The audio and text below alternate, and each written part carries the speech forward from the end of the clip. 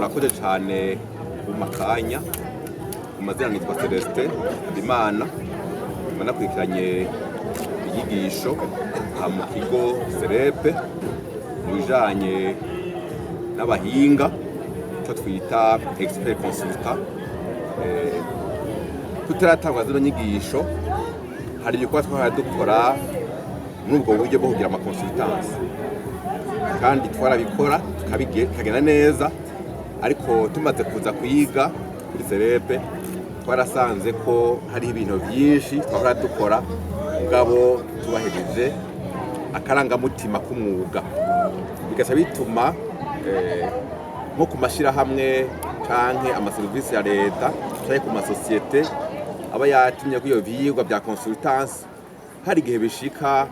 hakaboneka amaraporo usanga bamwe banakema bivanye kugira information ya consultance.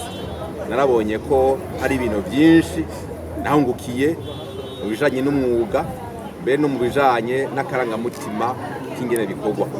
hanyuma nkaba ntumirira abandi bagenzi banje basanzwe bakora ikigo ca consultance ko boza muri kino kigo Serepe bakaronka information kugira ngo bashobore gukora neza, bamenye n'akarangamutima kabagenga kandi bamenye n'amategeko abakingira muri uwo mwuga wa consultance.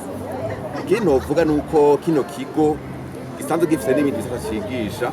nko mu bijanye no gutunganya imigambi, mu bijanye gukurikirana imigambi, mu bijanye no kugera neza ubutunzi, eka mu bijanye n'ibyo kugura ibintu canke no kubibungabunga kwita logistique humanitaire commerciale, mbere no mu bijanye no kwiyungunganya cyo kwita entrepreneuria. Rero twosaba ko